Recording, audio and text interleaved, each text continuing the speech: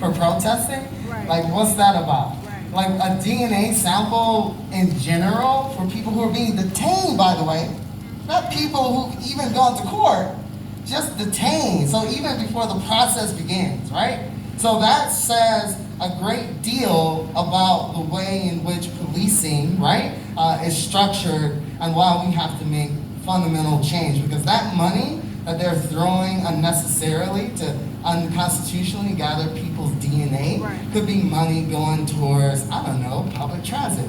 I don't know, housing, right? I don't know, a water affordability plan so no one's water is shut off. Yeah.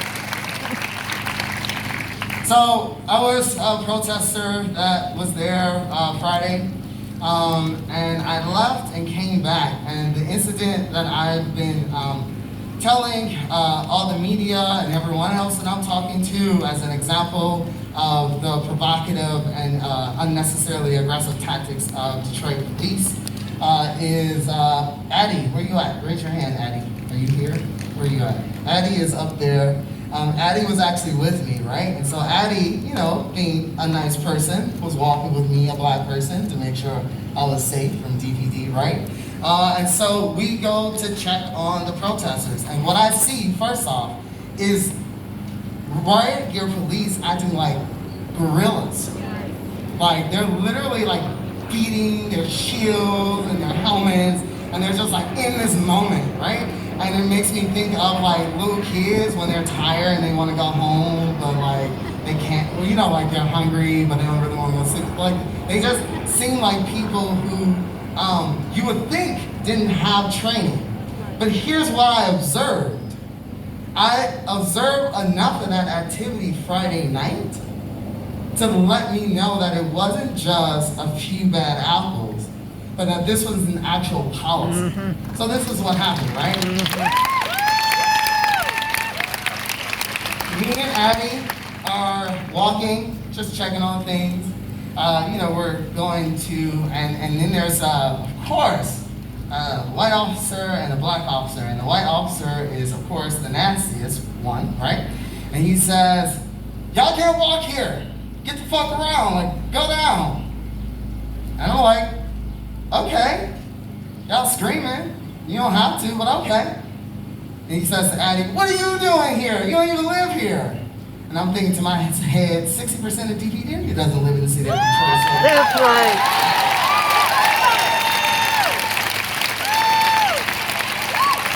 The nerve of this white man, the nerve of this white police officer, and then he says, and you with your shoes, these are the shoes I had on, by the way. These are my signature, you can see me no matter where I'm at shoes.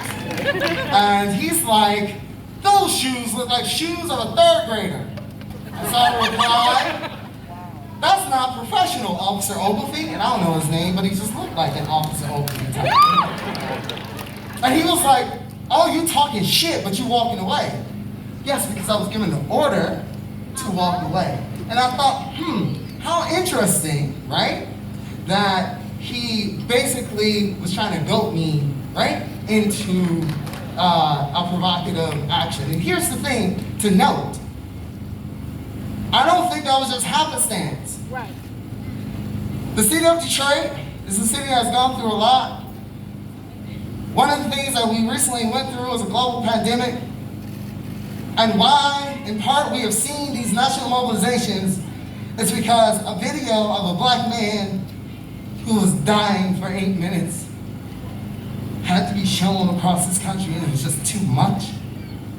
It was just too much, so we have all of this anger, right?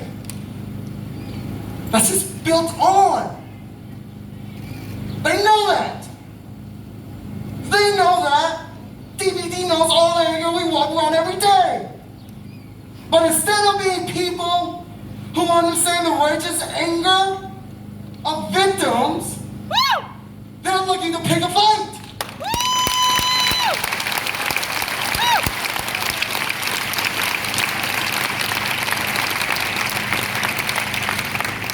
Here's the difference between the actions that took place Friday, Saturday, Sunday, and Monday and the coordinated action of mass arrest on Tuesday. And the difference is that the police, and if you look at some of the videos, have a policy that they form a line. Sometimes they disperse tear gas to back protesters up. Sometimes they advance the line.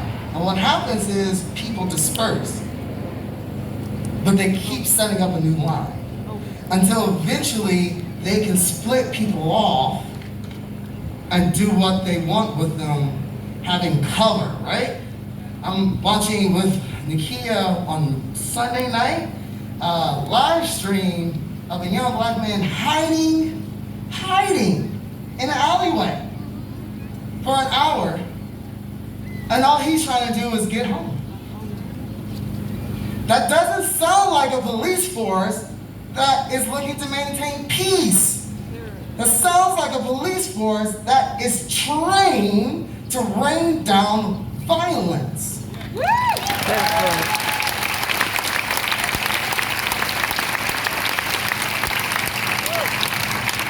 But what it meant for us to be able to stand together, right, was that we were able to show on Tuesday in a clear way not only the heavy-handed response of Detroit police, but as a movement joining together, we were also able to give ourselves a line of defense that we didn't have in the days that the police were able to split us up.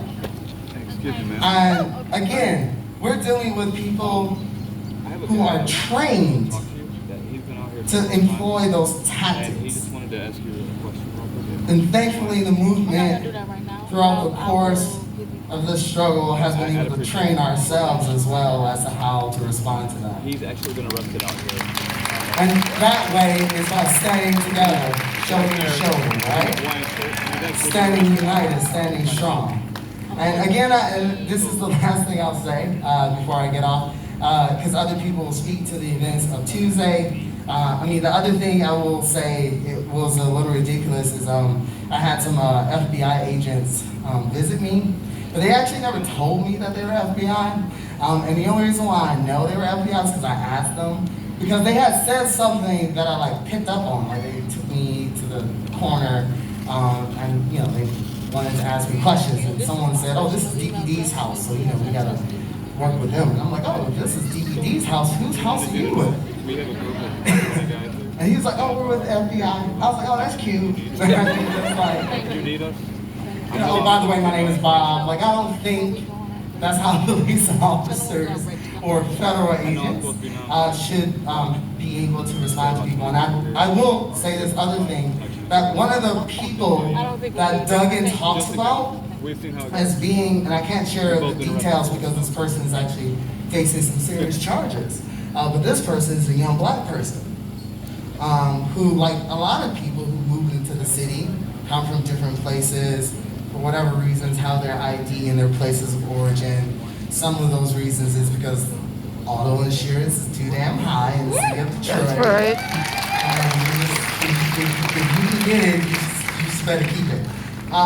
They have this narrative of outside agitators, and it's very clear, first off, that that's not necessarily the case. But I do want to mention that it's a young black woman who's facing the most severe charges. And they always talk about Tennessee license plate. Well, that's actually a young black woman who lives in Detroit. And the fact that they don't even have the courage to release that information shows like how shallow and cynical Duggan is. And that's atrocious. And that means that he bears the responsibility for all of the viciousness of DPD and must be taken into account.